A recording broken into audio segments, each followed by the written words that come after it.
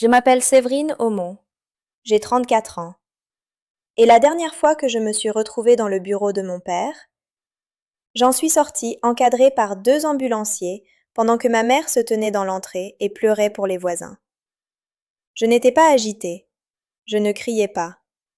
Je tenais dans les mains une chemise suspendue étiquetée Assurance Habitation 2017.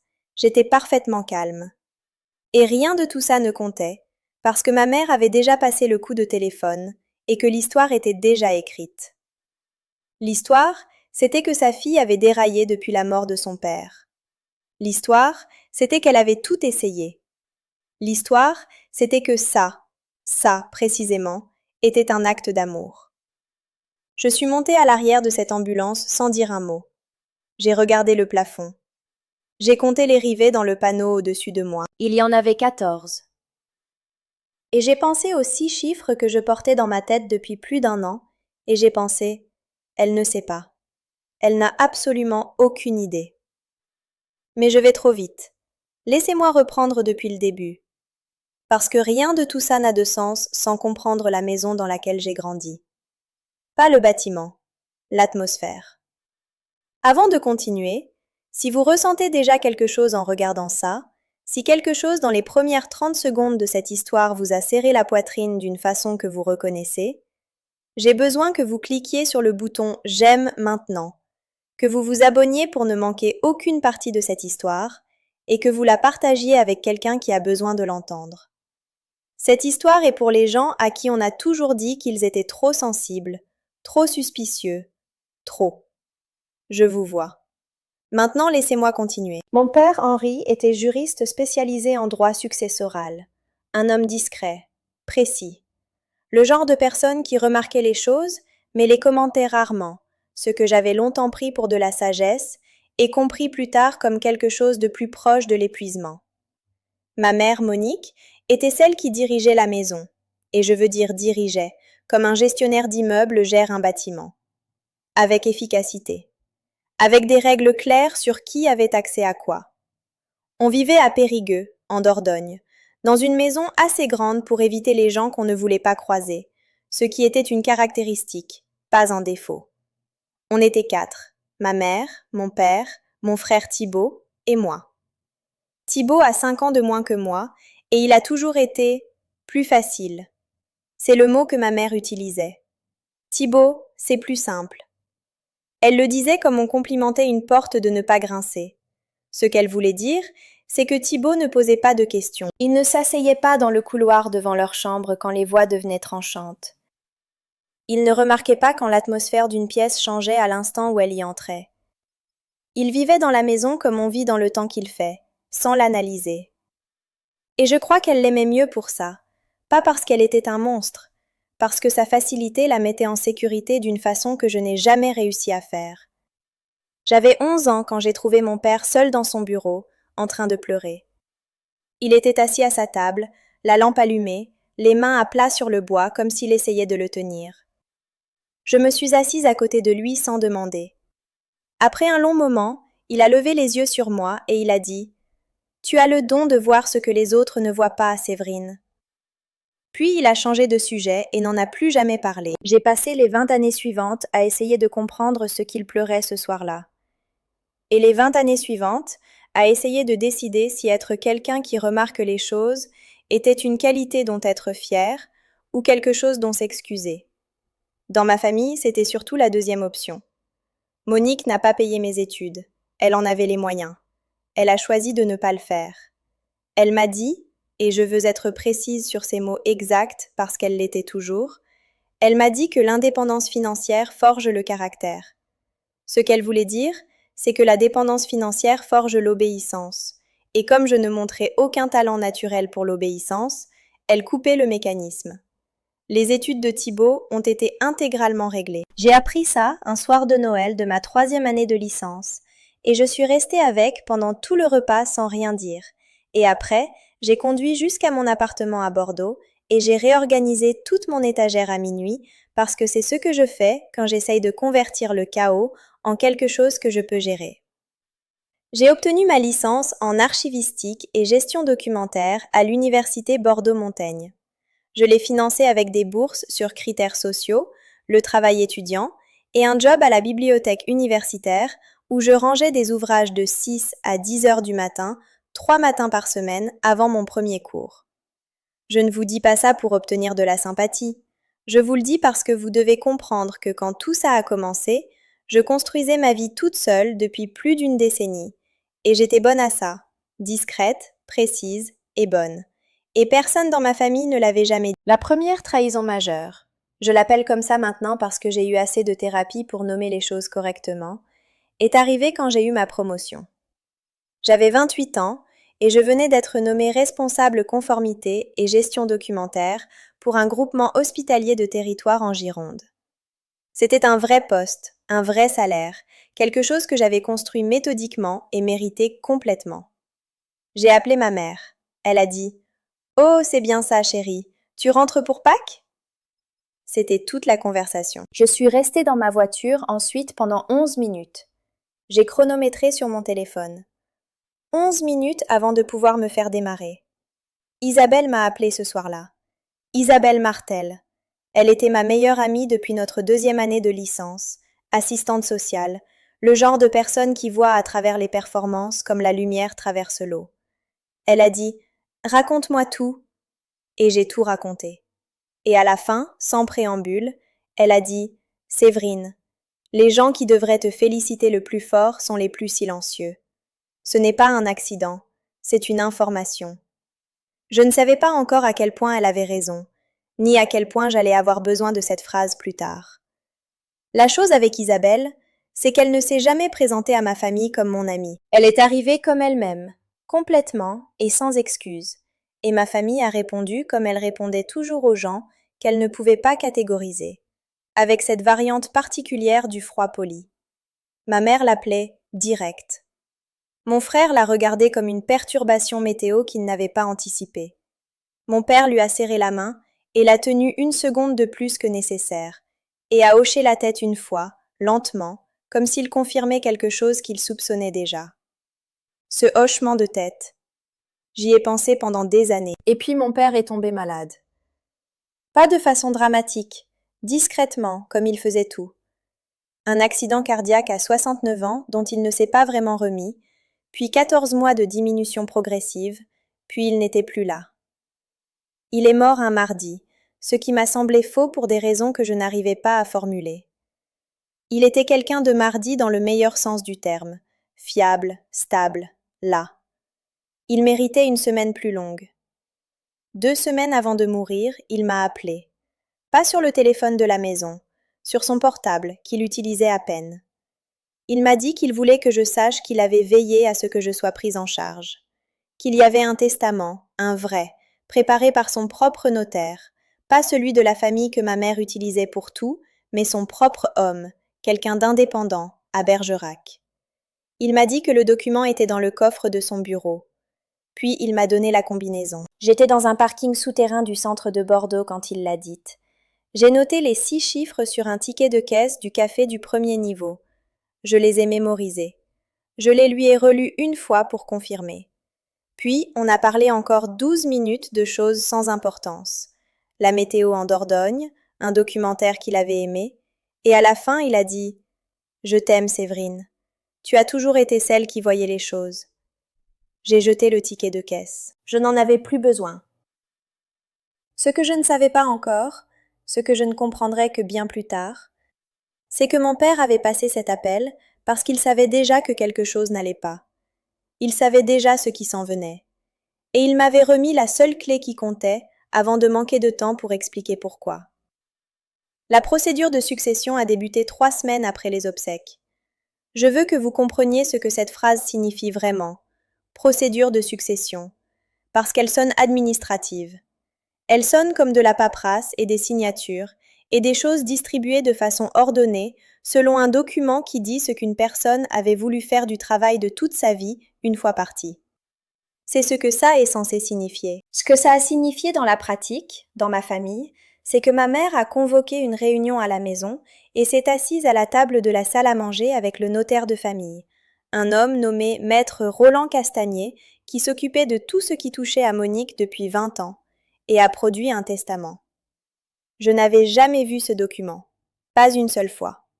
12 pages, reliées correctement, authentifiées, signées. Il laissait l'intégralité du patrimoine de mon père, la maison, les 3 comptes de placement, la fiducie familiale privée qu'il avait construite sur 30 ans de travail discret et méticuleux, dans un régime fiduciaire administré uniquement par Monique.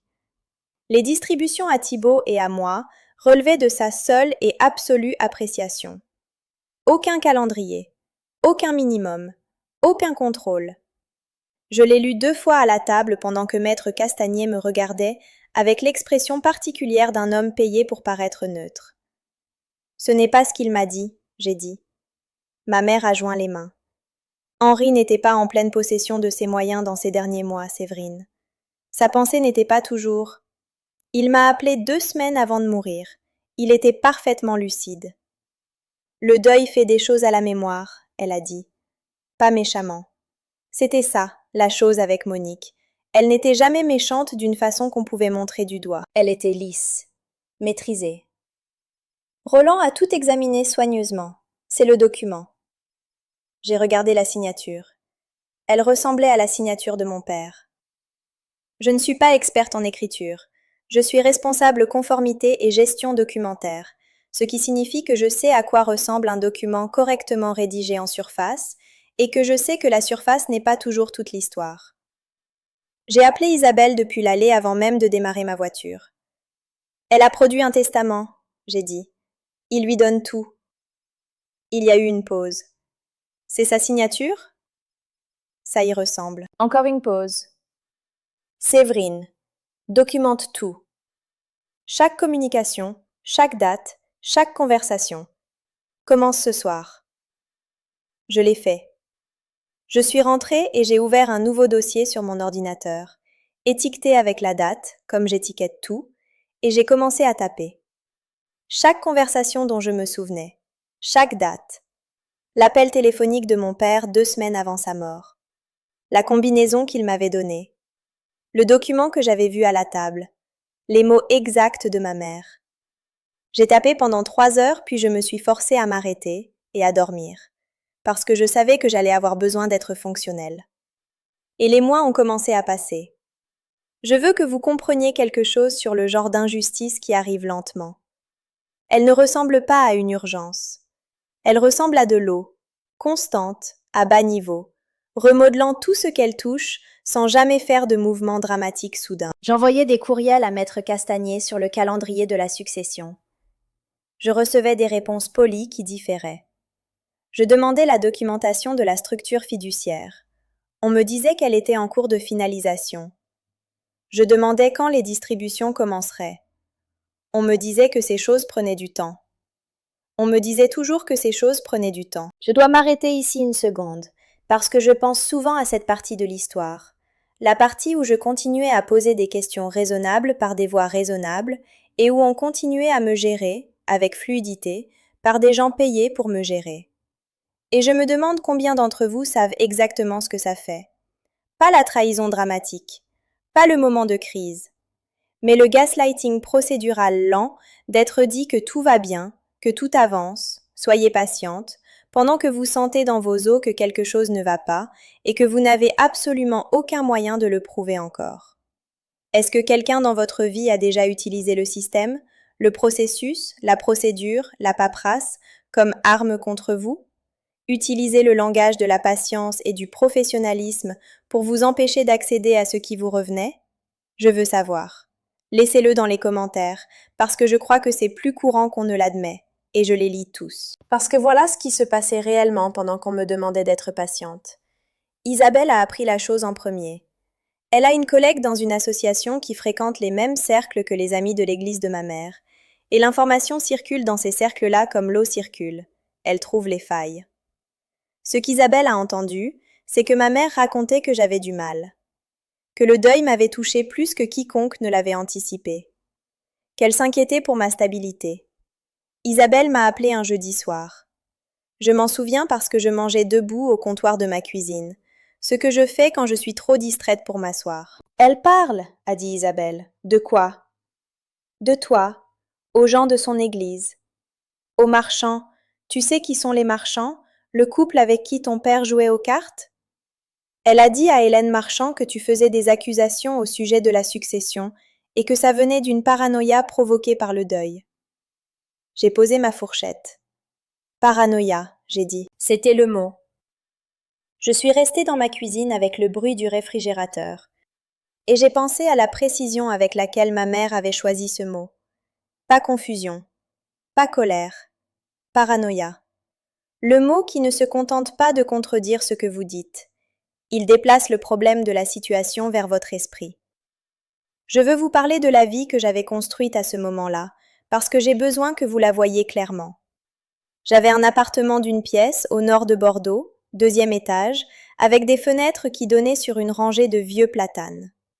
J'avais un travail dans lequel j'étais genuinement compétente, gérer la documentation et la conformité pour 3 établissements hospitaliers, ce qui signifiait que chaque jour, j'étais la personne que les gens appelaient quand quelque chose devait être retrouvé, vérifié ou prouvé. J'avais Isabelle. J'avais une routine que j'avais construite de zéro, qui fonctionnait, qui était à moi. Ce n'était pas une vie dramatique. C'était une vie tranquille, fonctionnelle, construite par moi seule. Et je veux que vous compreniez que je n'attendais pas d'être sauvée ou validée. Je travaillais, je construisais, je remboursais mes prêts et j'entretenais ma voiture, et je me faisais à manger la plupart des soirs, et j'appelais Isabelle le jeudi. Il y a eu une nuit, je veux être honnête là-dessus, où j'ai failli revenir en arrière.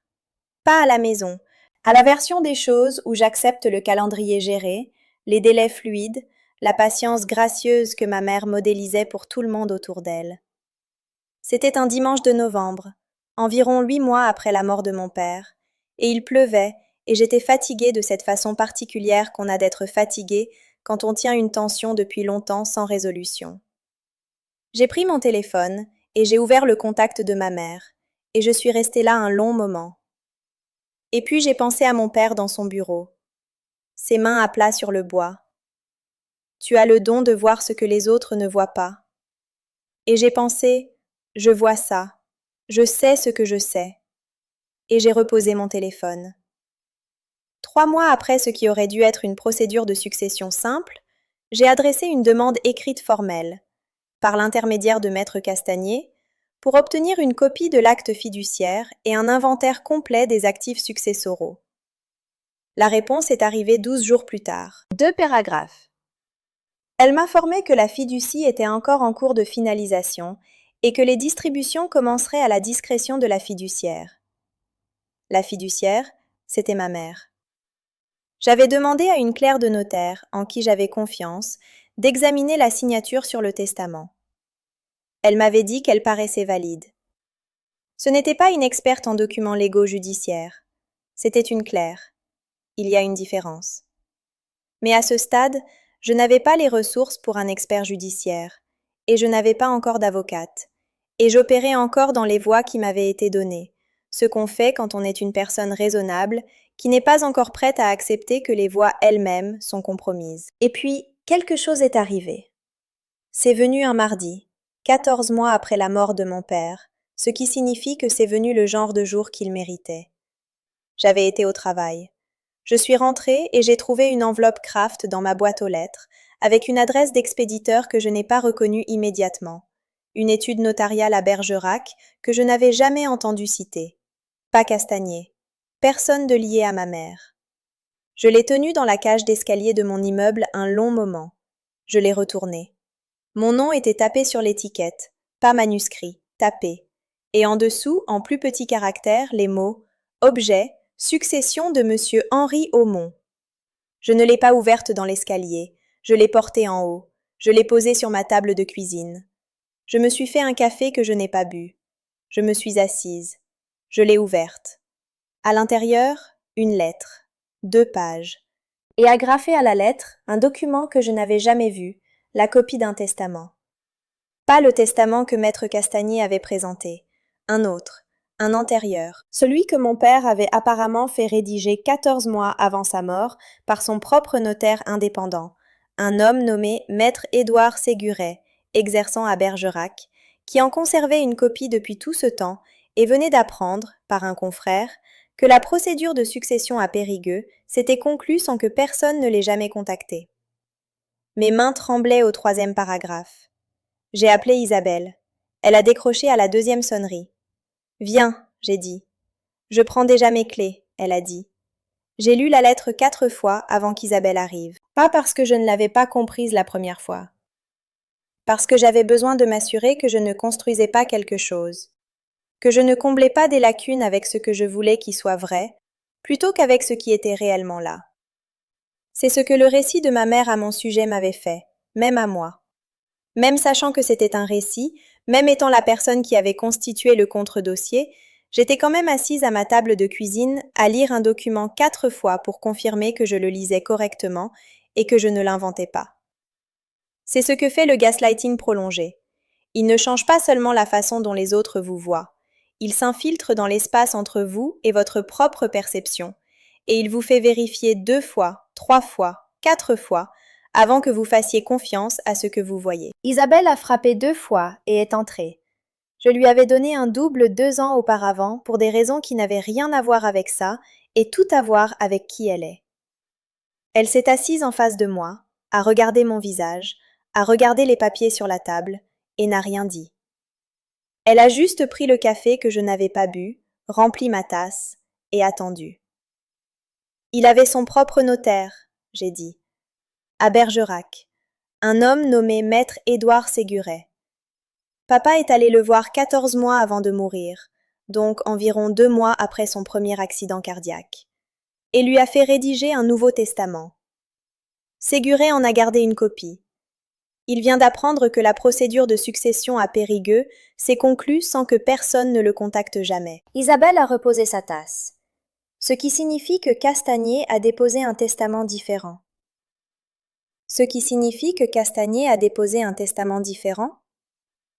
Elle est restée silencieuse un moment, puis « Qu'est-ce que le vrai dit ?» J'ai regardé le document. La maison revient à ma mère sa vie durant. Cette partie est identique. Mais les comptes de placement se partagent à égalité entre Thibault et moi après une rente viagère versée à elle. Et la fiducie privée, la fiducie de papa, est administrée par un fiduciaire indépendant nommé dans le document. Pas elle. Pas elle, a répété Isabelle. Pas elle. On a laissé ça s'installer un moment. Dehors, les platanes bougeaient dans le vent. Je les regardais par la fenêtre parce que j'avais besoin de quelque chose à regarder qui ne soit pas le papier dans mes mains. « Séverine, » a dit Isabelle soigneusement. « La fiducie. Tu sais combien il y a dedans ?»« Pas exactement, mais d'après ce que papa m'avait dit au fil des années, les versements qu'il avait faits, la croissance, ça devrait être proche de 700 000 €. Elle a expiré lentement. Et elle en est la seule administratrice depuis 14 mois. Oui, ni l'une ni l'autre n'a dit la chose évidente. On n'en avait pas besoin. La chose évidente était assise à la table avec nous et avait son propre café. Ce qui s'est passé ensuite est la partie de l'histoire sur laquelle je dois être précise, parce que la précision est ce qui m'a sauvée. J'ai appelé Isabelle le lendemain matin. Elle était rentrée à minuit après qu'on avait passé 3 heures à tout passer en revue, et je lui ai demandé si elle avait toujours le nom de cette avocate en droit successoral. Maître Valérie Touron. Isabelle l'avait cherché le jour où j'avais été hospitalisée sous contrainte, ce qui vous dit tout sur Isabelle. Elle avait eu 3 coups d'avance sur la crise tout le temps, en attendant que je la rattrape. J'ai rencontré Valérie dans son cabinet 4 jours plus tard. C'était encore un mardi. Je commençais à devenir superstitieuse avec les mardis. Son cabinet était petit et surchargé de dossiers, empilés sur les étagères, empilés par terre, un chaos organisé particulier que j'ai compris immédiatement parce que j'en vis une version. Elle avait une énergie de quelqu'un qui a été en colère contre quelque chose de précis pendant très longtemps et a appris à la viser avec précision. Elle a lu la lettre de Maître Séguret. Elle a lu la copie du testament original. Elle a regardé la documentation que j'avais apportée. 11 jours de notes manuscrites de mon séjour en soins psychiatriques sous contrainte, le courrier de sortie, le chronogramme de chaque communication bloquée avec Castagnier, les photographies que j'avais prises du testament frauduleux avant qu'il soit déposé. Elle a levé les yeux sur moi par-dessus ses lunettes. « Vous avez conservé tout ça? Je travaille en conformité et gestion documentaire, j'ai dit. Je conserve tout. Le testament original, a-t-elle dit. Où est-il? Dans un coffre dans le bureau de mon père, dans la maison de ma mère. Vous avez accès à la combinaison? Oui. Elle sait ça? Non. Elle a posé son stylo. Elle m'a regardé directement pour la première fois de la conversation, avec quelque chose qui n'était pas tout à fait de la surprise et pas tout à fait de l'admiration. Quelque chose de plus proche de la reconnaissance. Comme si elle voyait la forme d'un dossier qu'elle savait comment construire. Voilà ce que je veux faire, elle a dit. Elle m'a expliqué le référé d'urgence, une requête auprès du tribunal judiciaire pour contraindre l'accès à la propriété aux fins de récupérer des documents successoraux originaux.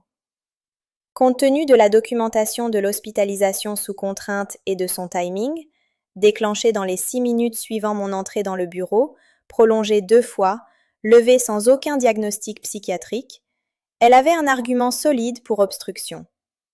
Elle l'a expliqué méthodiquement, dans l'ordre, comme j'organise les choses, et je me suis retrouvée à respirer plus régulièrement à chaque étape, parce qu'elle traduisait ce que je savais en quelque chose qu'un tribunal pouvait voir.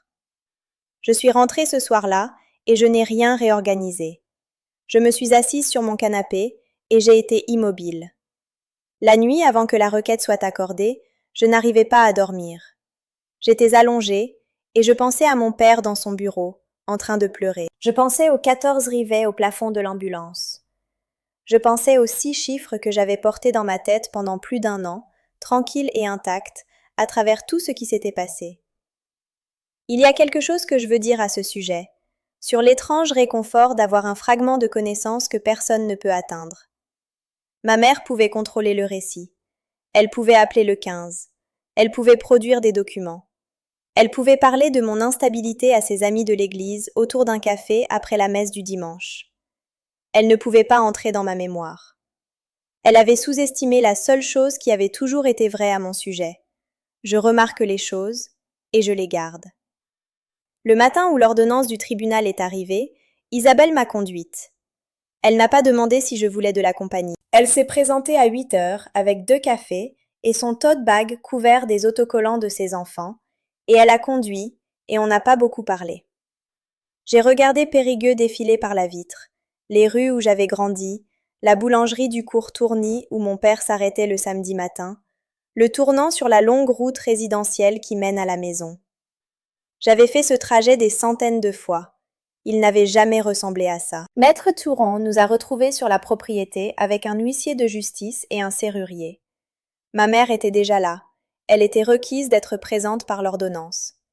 Elle se tenait dans l'encadrement de la porte d'entrée dans sa robe portefeuille en laine gris perle, les mains jointes devant elle, le visage arrangé en quelque chose qui ressemblait à de l'inquiétude.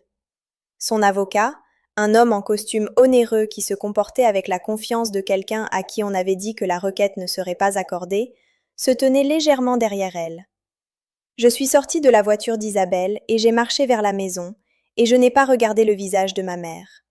J'ai regardé la porte d'entrée que j'avais franchie des milliers de fois. Elle était peinte en vert foncé. Mon père avait choisi cette couleur. Il avait tenu 7 échantillons de peinture contre le cadre et avait demandé mon avis quand j'avais 9 ans, et j'avais pointé le plus foncé, et il avait dit « Celui-là ». Oui. On est entré. J'ai traversé la maison sans m'arrêter. Par l'entrée, devant la salle à manger où on s'était assis autour de cette table 14 mois auparavant, dans le couloir avec les photographies que ma mère avait disposées par taille plutôt que par souvenir.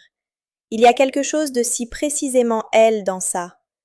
Et dans le bureau de mon père. C'est le moment. Celui que j'ai besoin que vous compreniez complètement. Je n'étais pas retournée dans cette pièce depuis la nuit où j'en avais été sortie. La lampe était éteinte. Le classeur dans le coin était fermé. Son bureau était dégagé. Quelqu'un l'avait dégagé, ce qui m'a semblé faux d'une façon que je n'arrivais pas tout à fait à nommer, parce qu'il avait toujours des choses sur son bureau, toujours. La pièce sentait encore légèrement quelque chose de lui, ou peut-être que je construisais ça, mais je ne crois pas. Je crois que certaines personnes laissent quelque chose dans les pièces où elles ont vécu, et mon père en faisait partie. Le panneau de la bibliothèque. Derrière la troisième section, en partant de la gauche.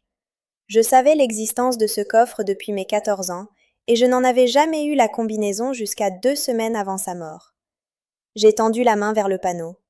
Il s'est ouvert sur une petite charnière. Le coffre était gris, ignifugé, de la taille d'une boîte à chaussures. J'ai entré les 6 chiffres. Le mécanisme s'est libéré. Et je veux m'arrêter ici une seconde, pas parce que je veux être dramatique, mais parce que ce moment, debout dans le bureau de mon père avec ce coffre ouvert devant moi et ma mère dans l'encadrement de la porte derrière moi, c'est le moment où j'ai compris ce qu'il avait fait. Il ne m'avait pas seulement laissé un testament, il m'avait laissé un moyen d'entrer. Il m'avait remis la clé avant de manquer de temps pour expliquer pourquoi, et il m'avait fait confiance pour la porter, et je l'avais fait, et j'étais là. Si ça vous touche comme ça m'a touché, si vous ressentez ce que j'ai ressenti debout là, cliquez sur j'aime. Abonnez-vous si ce n'est pas encore fait. J'ai besoin que vous soyez là pour ce qui vient. À l'intérieur du coffre, le testament original, plié une fois, dans une enveloppe blanche ordinaire avec l'écriture de mon père sur le devant. Et en dessous, une enveloppe plus petite, fermée, avec mon prénom dessus. Juste Séverine. Maître Touron était à côté de moi. Elle a photographié le testament, l'a placé soigneusement dans une pochette, a noté le contenu au procès-verbal devant l'huissier. J'ai tenu la petite enveloppe et je ne l'ai pas ouverte. Ma mère a dit, depuis l'encadrement de la porte, avec une voix que j'avais entendue toute ma vie, la voix qu'elle utilisait quand elle jouait la maîtrise. Séverine, je crois qu'on devrait en discuter en famille avant. Je me suis retournée. Je l'ai regardée. Pas avec de la colère, je veux être claire là-dessus. Je l'ai regardée comme on regarde quelque chose qu'on a essayé de voir clairement pendant très longtemps et pour lequel on a finalement cessé de cligner des yeux. Maître Touron, j'ai dit, veuillez continuer. Son avocat a demandé, d'une voix qui avait perdu son assurance précédente, s'il pourrait discuter de la situation avant que quoi que ce soit déposé. Valérie a dit que la situation avait déjà été déposée. Et puis j'ai regardé ma mère une dernière fois. Vraiment regardé, dans sa robe gris perle avec ses mains toujours jointes, son visage faisant la chose qu'il avait toujours faite, jouant la version d'elle-même qu'elle avait besoin que la pièce croie. Et pendant une seconde brève et dévastatrice, je l'ai vue. Pas l'antagoniste de mon histoire.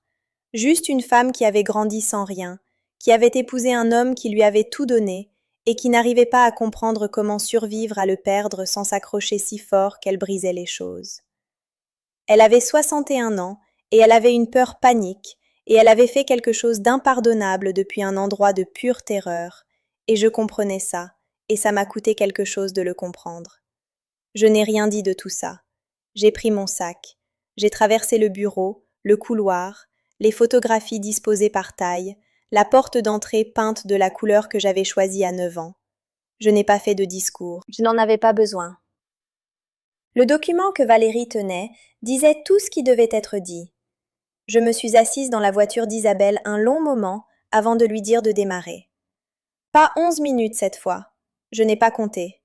Je suis restée là avec mon sac sur les genoux et la petite enveloppe avec mon prénom entre les mains, et j'ai regardé la porte d'entrée de la maison, cette porte vert foncé, jusqu'à ce que je sente quelque chose se déposer. Pas une libération, pas un soulagement, quelque chose de plus tranquille que ça. Le calme particulier d'une chose qui a été en mouvement pendant très longtemps et qui vient, enfin, de s'immobiliser. D'accord, j'ai dit. Isabelle a démarré. Elle ne m'a pas posé de questions sur l'enveloppe. Elle a conduit. On est passé devant la boulangerie du cours Tourny et elle s'est arrêtée dans le parking sans demander et est revenue 3 minutes plus tard avec 2 croissants dans un sac en papier et m'a tendu le mien sans un mot et je l'ai mangé côté passager en regardant la rue et c'était la chose la plus gentille que quelqu'un avait faite pour moi depuis aussi longtemps que je pouvais m'en souvenir. J'ai lu la lettre de mon père ce soir-là, seule, à ma table de cuisine avec la lampe allumée. Je l'avais imaginée toute la journée. J'en avais construit des versions dans ma tête. Je m'étais préparée à quelque chose que je ne pouvais pas tout à fait anticiper. Mais la chose avec mon père, c'est qu'il écrivait comme il parlait. Discrètement, précisément, sans mise en scène. Pas de grandes déclarations. Pas de confession dramatique. Juste Henri, assis quelque part, écrivant à sa fille les choses qu'il n'avait pas dites à voix haute, pendant qu'il en avait encore le temps. Il a écrit qu'il savait que la dynamique entre Monique et moi n'avait jamais été simple. Il a écrit qu'il n'avait pas su comment la réparer, et qu'il était désolé de ne pas avoir essayé davantage. Il a écrit qu'il avait vu ce qu'elle faisait. Pas ça, pas le testament. Il ne savait pas pour ça spécifiquement. Mais le schéma. La façon dont elle me gérait. La façon dont elle utilisait la patience et la procédure et le langage de l'inquiétude pour me maintenir à une distance qu'elle contrôlait. Il avait vu ça et n'avait rien dit, et il était désolé.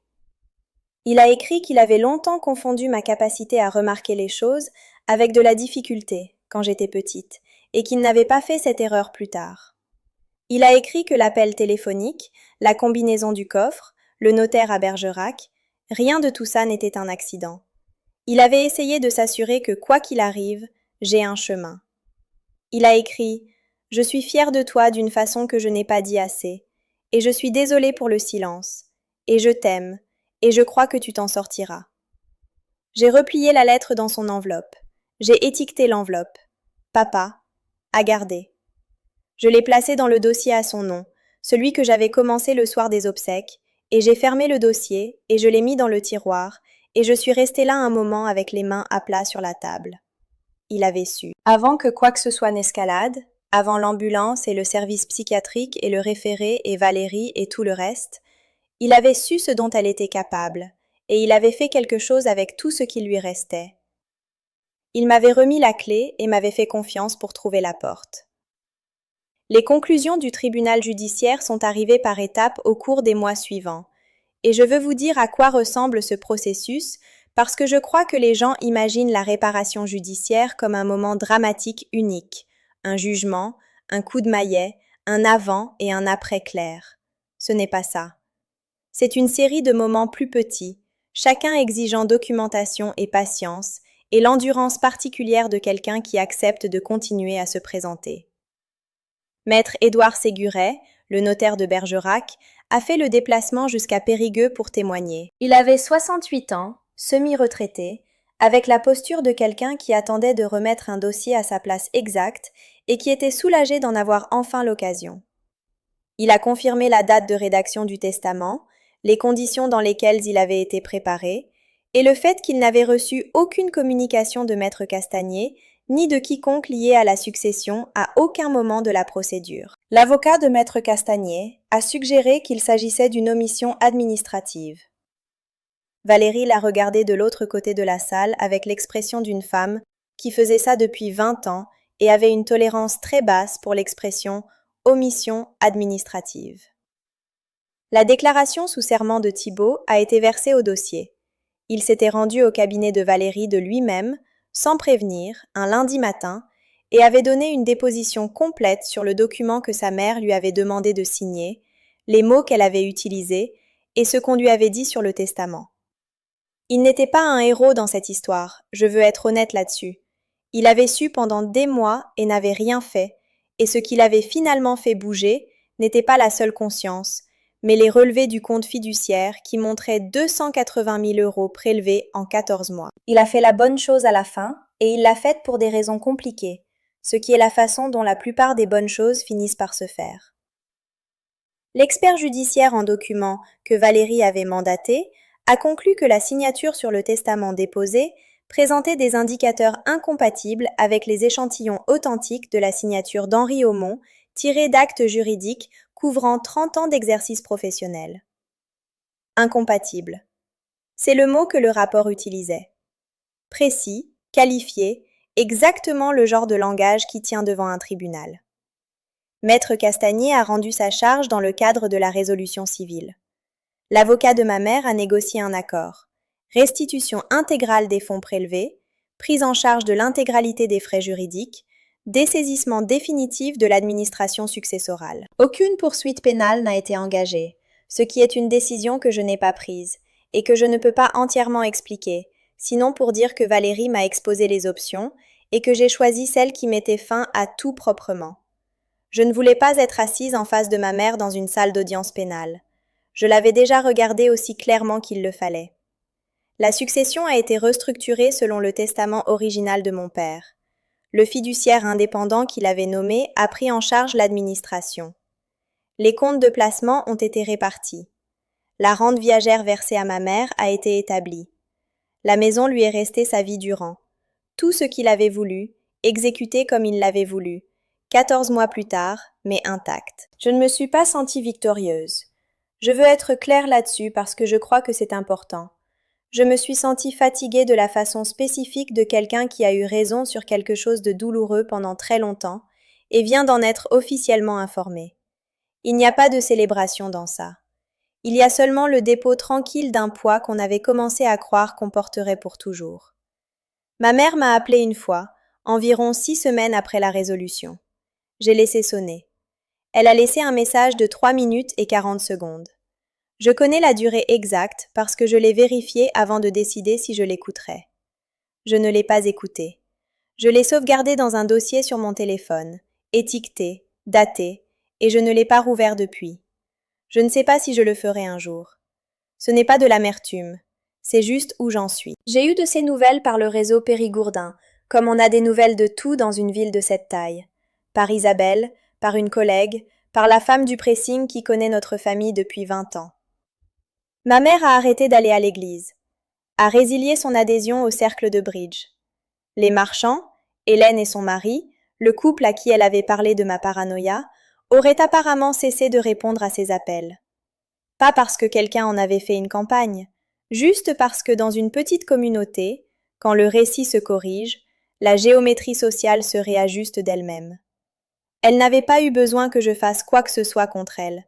Elle l'avait fait elle-même. Je n'ai pas célébré ça non plus. Environ 2 mois après que tout s'est conclu, Thibaut m'a appelé un dimanche après-midi. J'étais dans mon appartement, en train de réorganiser mon système de classement.